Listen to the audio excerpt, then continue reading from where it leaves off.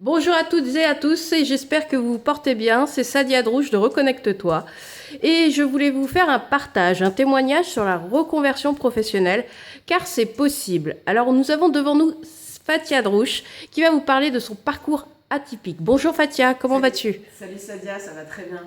Eh bien moi je voulais savoir quel est ton parcours atypique professionnel. Alors moi j'ai fait des études d'art plastique au départ en région parisienne. J'ai un bac anciennement F12. J'ai fait une fac et j'ai une maîtrise d'histoire de l'art et d'archéologie parce que j'étais passionnée par l'histoire de l'art, l'histoire des Ok. religions et je me suis spécialisée en plus en anthropologie funéraire. Très bien. Et après t'as fait quoi? Je me destinais au départ au métier de l'enseignement. J'ai D'accord. passé 6 ans dans l'éducation nationale en préparant les concours d'ASTIT et le Pour devenir CAPES, instit? instit ou professeur d'histoire-géographie. Voilà. D'accord. Et après qu'est-ce qui s'est passé? Une histoire de rencontre. J'ai toujours aimé la cuisine. Je suis née dans un restaurant. Mon père était cuisinier. J'ai beaucoup travaillé avec lui. Même si je n'ai pas aimé forcément ces années, j'ai appris la rigueur, la discipline, le travail, ce qui m'a beaucoup servi pendant mes études. D'accord.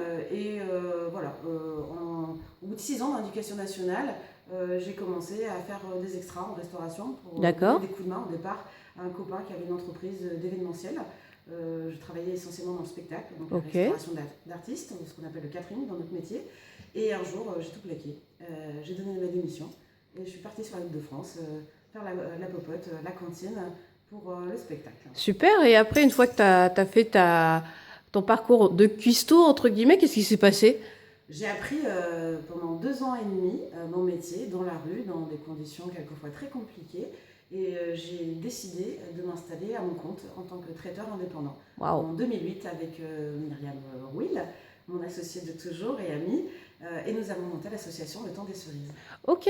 Donc maintenant, aujourd'hui, en fait, tu as un restaurant. Oui, parce qu'en 2011, notre projet ayant beaucoup grandi, et on a commencé à pouvoir en vivre. On s'est dit, mais pourquoi ne pas trouver un lieu pour se retrouver après des années d'itinérance.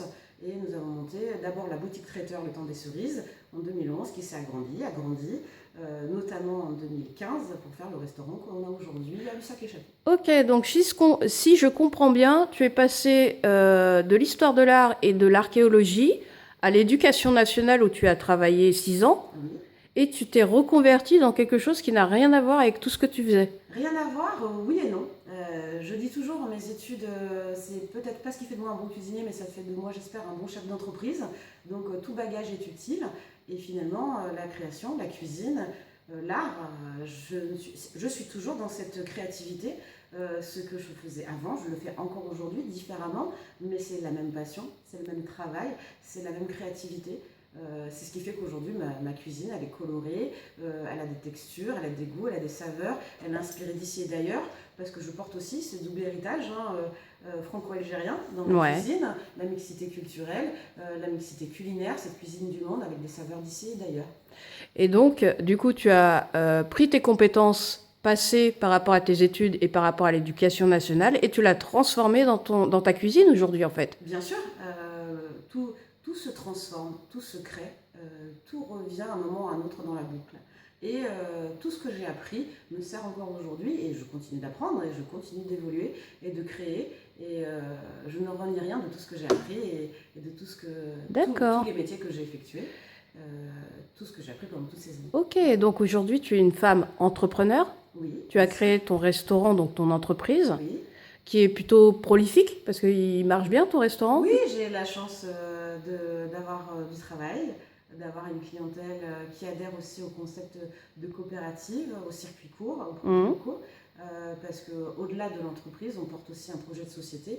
Le Temps des Cerises, c'est également une entreprise qui fait de la réinsertion, qui a aussi des principes et des engagements en termes d'environnement, d'éthique, de valeur du travail pour travailler autrement et toujours bien ancré dans notre campagne, parce qu'il est important d'être un acteur économique engagé. Du coup, tu travailles avec les éleveurs, Des petits euh, les producteurs, petits du producteurs. maraîchage, en collaboration avec l'ADEC, qui est un chantier de réinsertion à Lussac même, qui nous produit une partie de nos légumes, de la viande locale, avec nos producteurs de volailles comme Pascal Beau à Verrières, comme la Ok. Maison Mito pour le canard, comme le Petit Cochin pour le chèvre fermier de Mhm. Montmorillon, et Nicolas qui nous crée nos pâtisseries maintenant tous les week-ends.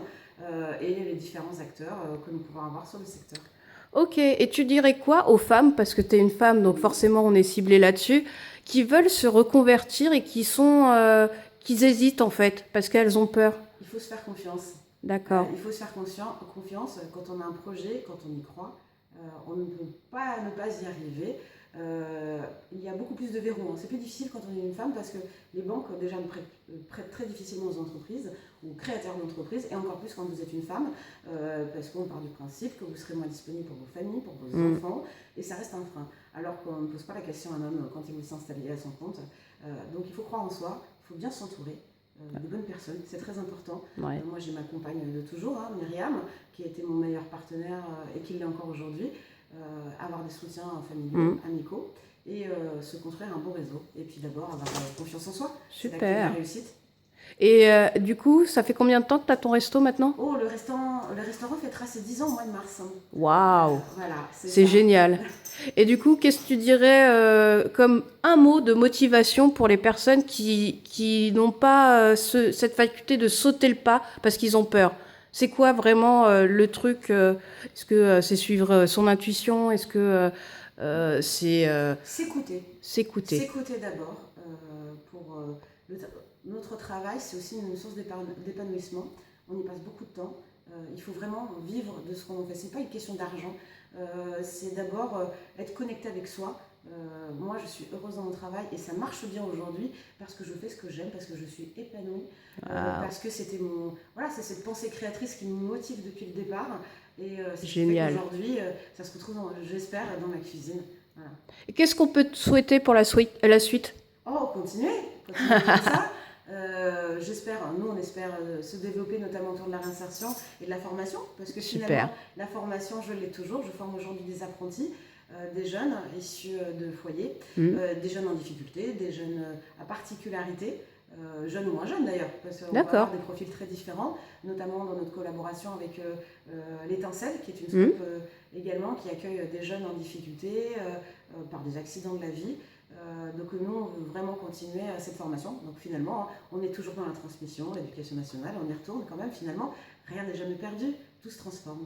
Tout se transforme. Merci Fatih pour ton super témoignage. Alors, Fatia est donc chef cuisinière au Temps des Cerises, le Temps des Cerises, à Lussac-les-Châteaux, près de Poitiers. Pour tous ceux qui veulent avoir plus d'informations, s'ils font un voyage par là-bas, je mettrai les liens du site internet et du Facebook de Fatia Drouche. Et puis moi, je vous remercie de votre écoute. Comme quoi, rien n'est impossible. Donc, lancez-vous. Je vous dis à très bientôt. Ciao, ciao.